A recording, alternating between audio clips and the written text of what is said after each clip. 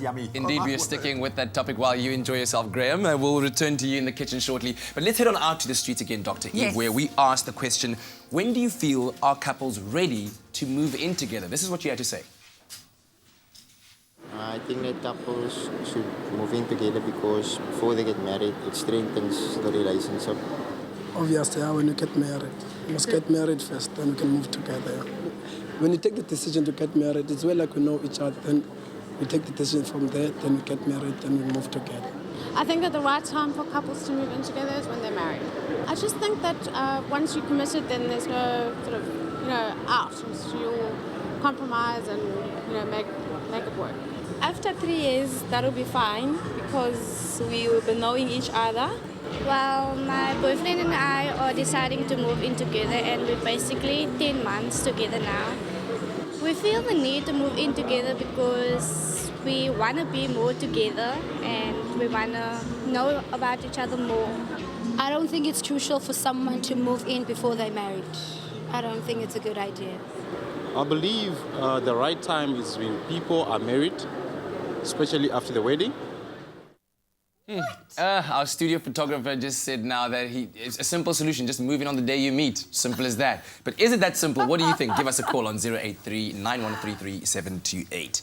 Ooh, Dr. Eve, let's talk about the practical side of this. So now, let's say you've moved in together. Yes. Is there a thing like dividing up the spaces to kind of create your own little corner there where you're comfortable? Things like chores, how do you work your way around that? So I would like that those things are discussed before you actually move in together. So how do you know those things? You move in together because you believe you have a value system that you both buy into, right, Kat? I mean, others you wouldn't be moving in together.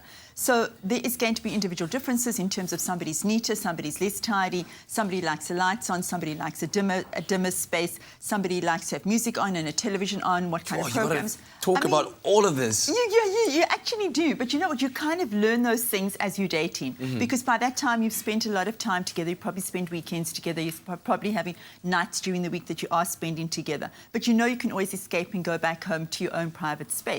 You have to really be able to have some space in your joint space, your living, your communal space, which is just yours. And I guess this also then goes for things like decorating those kinds of spaces to make sure that you're comfortable in that way. If you're the man, who likes to have a messy room full of guitars and whatnot, you might need that kind of space. I absolutely agree. If you can do that, and I think it's important that one should be able to, you've got to be surrounded by things that are yours, that make you feel as if I still am belonging. And also there might be a disparity from the beginning, like this is my place and you're coming into my place. In an ideal world, you want to go into somewhere where it's neutral, where both of you are signing a lease agreement or signing a bond together and saying, okay, this is ours, we equally have rights. So now that you've signed your lease and it's amazing and you've decorated the spaces and it's lovely, how do you deal with things like overnight visitors? Mom's coming to stay over, a friend is coming to visit. Maybe you have, like you were talking to me earlier on about a specific ritual that you used to having with a friend during a time of the week. Game of Thrones nights, I don't know. Exactly. And I think those things should still continue. You have to be able to still practice freedom and independence when you're living together. Others, the domestication is going to just absolutely kill you. And that brings us to kind of expectations, which have to be spoken about before you move in together.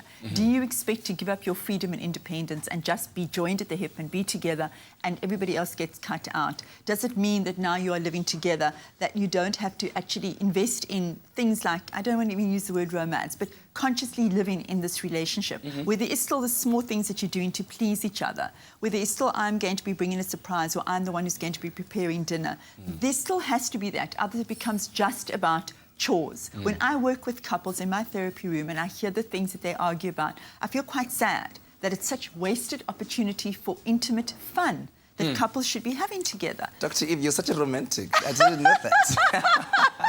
So give us a call on 083-9133-728. We'll have more with Dr. Eve shortly after the break.